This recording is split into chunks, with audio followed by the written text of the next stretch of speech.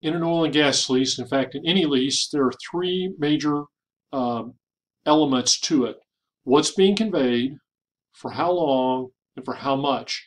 Now, each of these basic concepts have a lot of clauses attached to them, perhaps, but those are the three main areas if we're going to simplify it. Here's an interesting quirk. What date matters in terms of starting the clock on an oil and gas lease?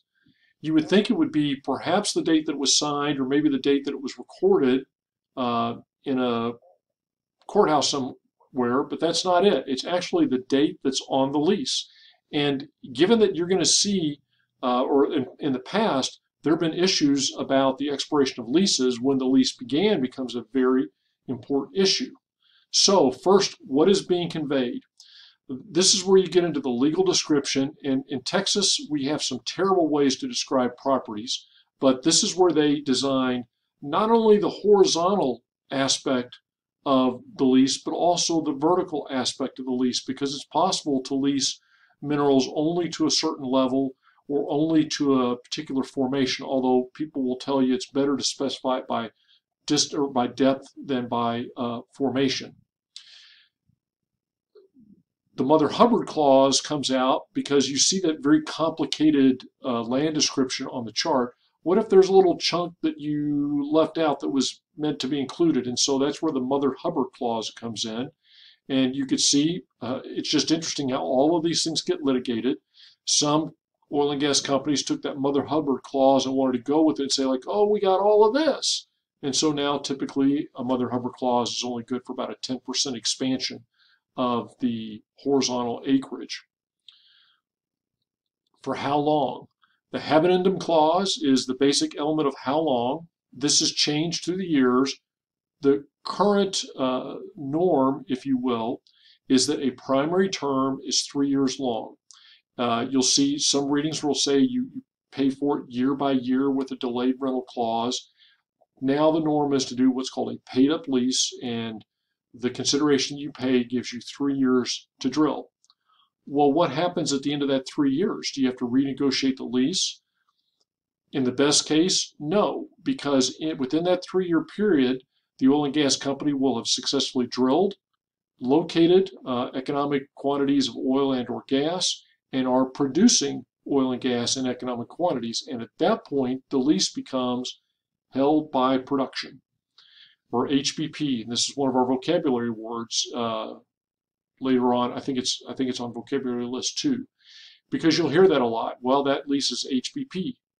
Okay, that means that in essence they have that in perpetuity so long as they continue to produce oil and gas. The rest of the clauses down there become, what if that doesn't work like that? So the shut-in royalty is, and typically gas wells are shut in more so than oil wells. But if you shut in and the mineral rights owner loses the royalty, no. It can be specified in there that the oil and gas company still has to make them a monthly payment on the shut-in royalty. A dry hold clause is to buy an oil and gas company additional time onto the primary term. So let's say that they've got 3 years in their primary term. They started to drill a well at 2 years and 9 months, go through the process and dry hold. But they think they just had a particularly bad spot, and if they move, they'll still be able to find it. That's where the dry hold clause is. Obviously, from the landowners, from the mineral rights owner's perspective, it would not be a bad deal if they can terminate the lease at that point. Why not? Or why would they want to terminate the lease? So they can get somebody else perhaps to pay another acreage rental. And we'll get into more of that when we look at what you get paid. Cessation of production and then force majeure. This would be what happens in act of God. This gets invoked with hurricanes in the Gulf of Mexico. It will be interesting to me to see whether COVID-19 gets litigated as a force majeure. I can bet with all of the oil and gas leases out there, somebody will try that, and we'll see how it goes. Next is for how much. This is where a lot of times the lease will say for $10 plus other consideration. How it typically works is a bonus paid per acre up front. How much is that bonus? Well, it depends on how optimistic the oil and gas company is about the minerals that lie beneath. If it's either expected to be a fairly low producing well, or there's a strong possibility that you're not going to be able to find oil and gas on the property, then you would expect to pay a much lower bonus. If, on the other hand, you're buying into the hottest spots, you can pay some unbelievable bonuses. At the peak of the Permian boom earlier this decade, there were deals where they were paying $20,000 per acre. Now, often in those sorts of deals, what oil and gas companies were doing is they were buying two sections.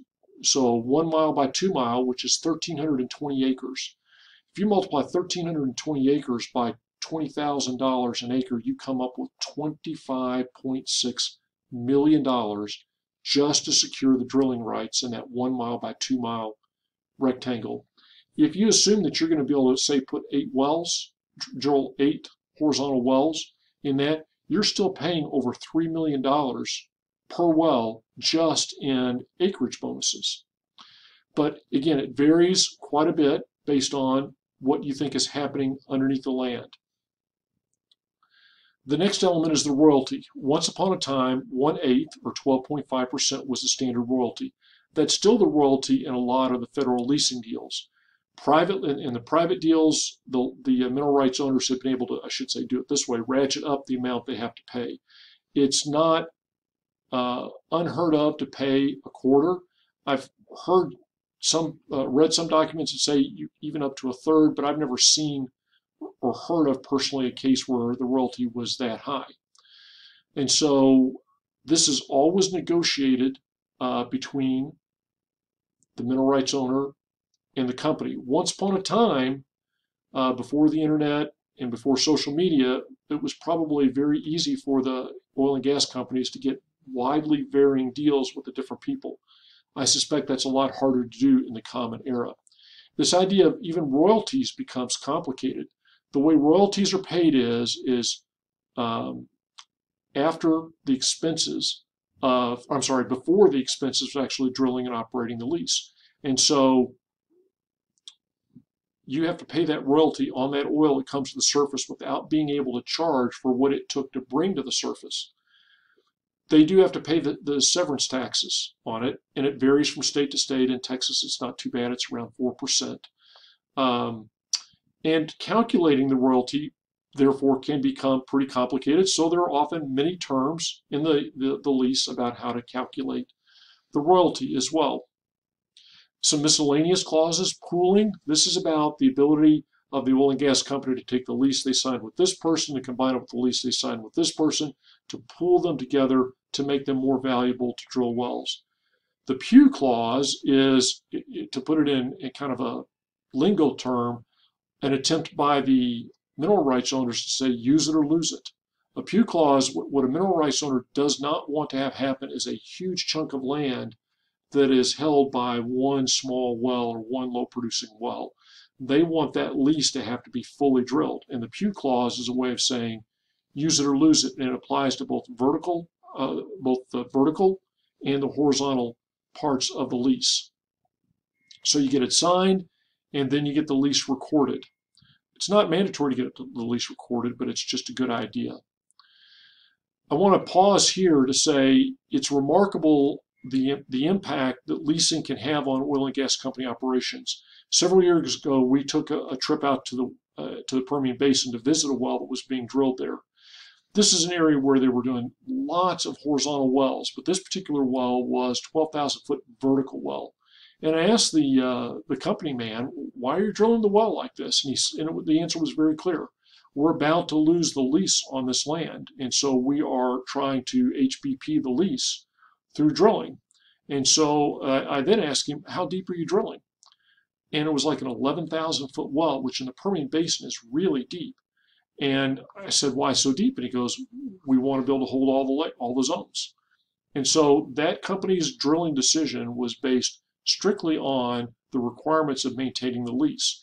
And you'll hear oil and gas companies that might want to shut wells in, but are worried about the leasing implications of that might want to delay drilling, but they can't because they have to drilled to keep the leases enforced. So the terms of the lease will drive oil and gas company operations sometimes. And then in closing, here's just some Texas basics. And the reason I call them basics is because they don't apply a lot, or they don't apply as broadly as you might think. In fact, they're managed by region, by zone, by field. But here's just some basics. In general, you're not allowed to drill within 437 feet of a lease or property line. So again, that gets us away from the black giant where people were drilling right on each other's property line. In general, you can't drill within 1,200 feet of each other. And the minimum drilling size to drill a well, an oil well, is 40 acres. It's typically larger than that for a gas well. Again, these are really not ironclad standards, but that just gives you an idea that they tried to set some rules out there to keep them from bunching the rigs in. And horizontal wells bring in a whole new challenge to that. Can you imagine if you have this beautiful horizontal well that you want to drill, and right in the middle of it is a lease owner that you can't get to agree to do the deal?